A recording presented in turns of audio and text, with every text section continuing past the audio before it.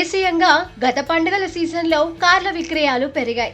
దేశ జనం అంతా భారీ ఎత్తున ఇలా రకరకాల కార్లను కొనేశారు. ఒకటి రెండు కాదు, ఆ బ్రాండ్ ఈ బ్రాండ్ కాదు, ఎన్నో రకాల కార్లను వెల్లువల్లా కొన్నారు, ఇంకా కొనబోతున్నారు. బారులు తీరిన ఈ కార్లన్నీ ఆ సందడికి చిహ్నాలే. అయితే అప్పుడు కొనుగోలు చేయలేని వారు ఈ కొత్త సంవత్సరం సంక్రాంతి పండుగకు కొత్త కారు కొనుగోలు చేయాలని భావిస్తూ ఉంటారు. వారిలో మీరు కూడా ఉంటే మీకు అలర్ట్. ఎందుకంటే ఈ కొత్త సంవత్సరం ప్రారంభం నుంచే కార్ల ధరలు పెరుగుతున్నాయి. దేశీయ వాహన మార్కెట్లో కార్ల ధరలు ఖరీదవుతున్నాయి. ఇప్పటికే ఆడి ఇండియా, హుండై కంపెనీలు పెంపు నిర్ణయాన్ని ప్రకటించగా వాటి బాటలోనే ప్యాసింజర్ దిగ్గజం మారుతి సుజుకి కూడా 2025 జనవరి నుంచి అన్ని కార్లపై 4% వరకు ధరలు పెంచుతున్నట్టు ప్రకటించింది.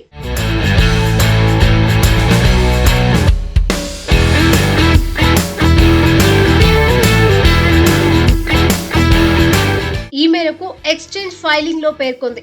మోడల్ ని బట్టి ధరల పెరుగుదలతో వ్యత్యాసం ఉంటుందని కంపెనీ అభిప్రాయపడింది. పెరుగుతున్న ఖర్చులను సమం చేయడానికి, వాహనాల తయారీలో పెరిగిన వ్యయాన్ని భరించేందుకు కొంత మొత్తం వినియోగదారులపై భారం వేయక తప్పటం లేదని కంపెనీ వివరించింది. ఖర్చులను నియంత్రిస్తూ కస్టమర్లపై భారం తగ్గించేందుకు అవసరమైన ప్రయత్నాలను కొనసాగిస్తామని మారుతి సుజుకి పేర్కొంది. ఇటీవలే లగ్జరీ కార్ల తయారీ brand Audi India, Hyundai motor India కంపెనీలు కొత్త ఏడాది నుంచి ధరలు పెంచుతూ నిర్ణయం తీసుకున్నాయి.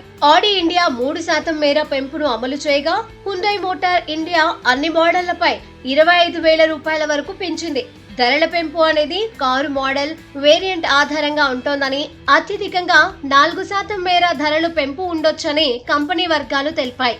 వ్యయ నియంత్రణకు చర్యలు చేపట్టి వినియోగదారులపై అదనపు భారం పడకుండా చూసేందుకు కంపెనీ ప్రయత్నిస్తోందని, కానీ కొన్ని విభాగాలలో ధరల పెరుగుదలను వినియోగదారులకు బదలాయించక తప్పడం లేదని మారుతి సుజుకి తన ఎక్స్చేంజ్ ఫైలింగ్ లో వెల్లడించింది.